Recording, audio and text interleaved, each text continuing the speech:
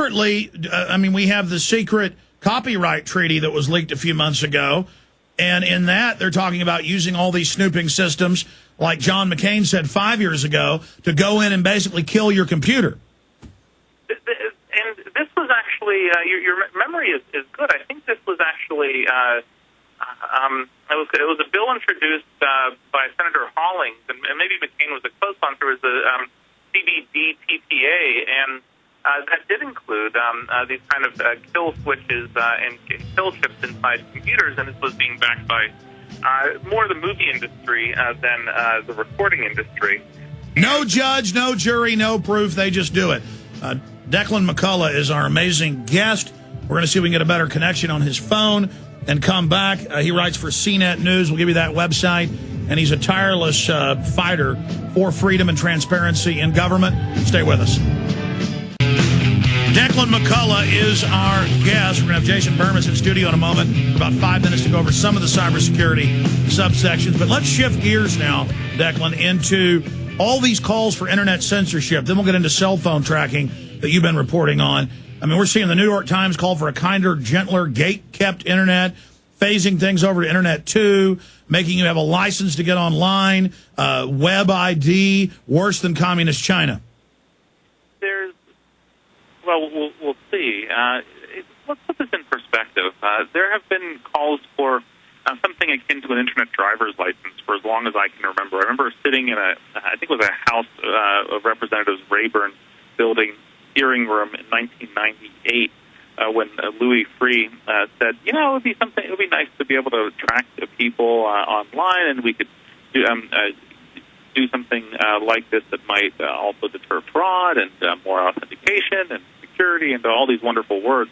But what it amounts to is more surveillance and limiting anonymity. And we know from the Supreme, even the Supreme Court, which is not always a great protector of civil liberties, that acknowledged in the McIntyre case, I think that was a 1994 case, that Americans do have a right to remain anonymous. And so how do you reconcile the right to remain anonymous with this idea for an internet tracking system or driver's license system? And we had something, we heard another mention of this curb on anonymity yesterday here in San Francisco when the White House's cybersecurity czar, Howard Schmidt, said it would be nice to do something like that. So we've heard this call for a while. I don't think it's really going to go anywhere just because of the tremendous technical difficulties. If they could have, say, the government could have controlled the way the internet developed from early on, it would have been pretty easy for them to do. But unfortunately for them, folks got online. Millions of people were using it before they came up with this great idea of an internet driver's license. So I think, technically speaking, it's not going to work. The point is, though, they're proposing it. Are you familiar with Cass Sunstein's calls to censor the internet and put taxes on people that criticize the government? I've read some pieces that he wrote a few years ago, and he it seems to be someone who likes to. Let me back up. I'm not a fan of what he wrote. I think that he would usher in a more regulatory approach to things, perhaps more taxes and less anonymity. But then again, the nice thing is that he is not in a position to do much about it. He is the regulatory czar, but what this basically means is not pushing regulations, but slapping them down. He more has a veto power as opposed to someone who can propose things. Bottom line, we've seen Australia call for Chinese-style net censorship. We've seen Italy calling for licenses to get online, passing a bill to do it or to upload video. Why do we see governments, and I don't know if you agree with this, but I clearly see it, calling for more and more controls over the internet? Is it because mainstream media and government mouthpieces are being more and more challenged by the growing power of the internet and alternative news? I've seen reports in the last week that we finally passed that number where there's more people getting their news from the web than from traditional news sources. Yeah, I mean, this is, I should say that my employer, CNET.com, is owned by CBS Corporation, and I've spent over a year writing for CBSNews.com. And this is a challenge for the mainstream media, and I guess I'm sort of the fringes of it here, because unless we adapt and remain relevant and try to actually publish stories that are free from bias and they're true and honest and accurate, our readers are going to flee to the internet. And and if that happens to us, we deserve it.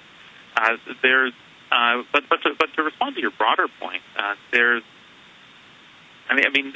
governments don't like what they can't control, and they don't like people doing things that are unlicensed. I think that the bureaucrats that inhabit Washington, D.C. would be pleased to license every single person for any reason in any occupation, including journalists and radio broadcasters, if they could get away with it. And of course, if you're once you're licensed and your license comes up for renewal, if you piss off the relevant government entity, then you may not have a job anymore. Your livelihood may be at an end. So I think this is just the dislike of things that they can't control and regulate, and we're seeing it in more and more disturbing ways. It's more like this ratchet effect. Things are getting worse, and they rarely get better. We're going to get briefly back into the cybersecurity bill and whether or not what form it will pass, the House or Senate version. The Senate, it appears, is even worse. Then we're going to shift gears into other surveillance that most concerns you and the latest developments on cell phones and things like Google's Buzz as well. We'll be right back with Declan McCullagh of CNET News.